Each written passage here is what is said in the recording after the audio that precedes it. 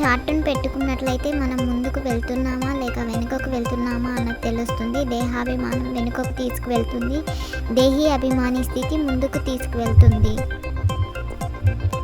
ఆదిలో వచ్చే ఆత్మలు సుఖపు ఆశను పెట్టుకుంటారు, ఎందుకంటే సత్యయుగపు ఆది సనాతన ధర్మం చాలా సుఖమిచ్చేటువంటిది.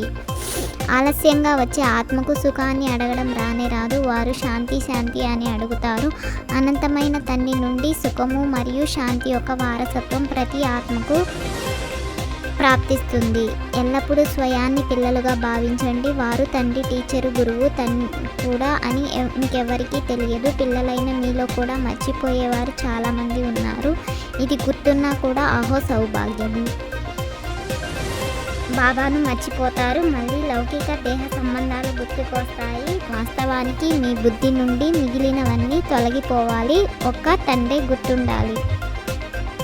దేహాభిమానంలోకి అయితే చాలామంది వస్తారు, అందుకే బాబా ఎల్లప్పుడూ చెప్తారు, చార్టు పెట్టినట్లయితే మనం ముందుకు వెళ్తున్నామా లేక వెనుకకు వెళ్తున్నామా అన్నది తెలుస్తుంది. స్మృతిపైనే మొత్తం ఆధారపడి ఉంది.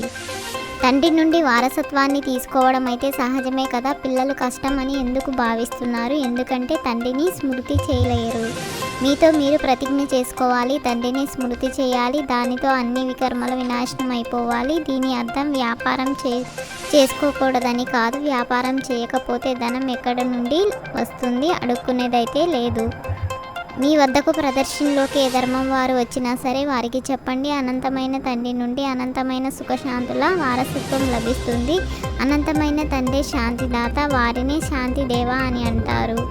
మీ వద్దకు ప్రదర్శనలోకి ఏ ధర్మం వారు వచ్చినా సరే వారికి చెప్పండి, అనంతమైన తండ్రి నుండి అనంతమైన సుఖశాంతుల వారసత్వం లభిస్తుంది. అనంతమైన తండ్రి శాంతిదాత, వారిని శాంతిదేవ అని అంటారు. మృత్యు అయితే ఎదురుగా నిలబడి ఉంది, అందుకే తండ్రి అంటారు, వారసత్వాన్ని తీసుకోవాలి అంటే తీసుకోండి, కష్టపడండి, వ్యాపారాలు మొదలైన వాటిలోకి ఎక్కువగా వెళ్ళకండి, ఎంతగా ధ్యాస పెట్టవలసి ఉంటుంది.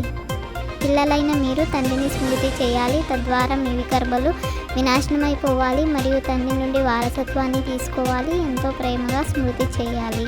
తండ్రి అంటారు, డ్రామానుసారంగా వీరంతా నాకు అపకారం చేస్తారు, మళ్ళీ నేను వచ్చి సర్వులకు ఉపకారమును, సర్వులకు సద్గతిని చేస్తాను. కొత్త ప్రపంచాన్ని స్థాపన చేసేందుకు నేను వచ్చాను.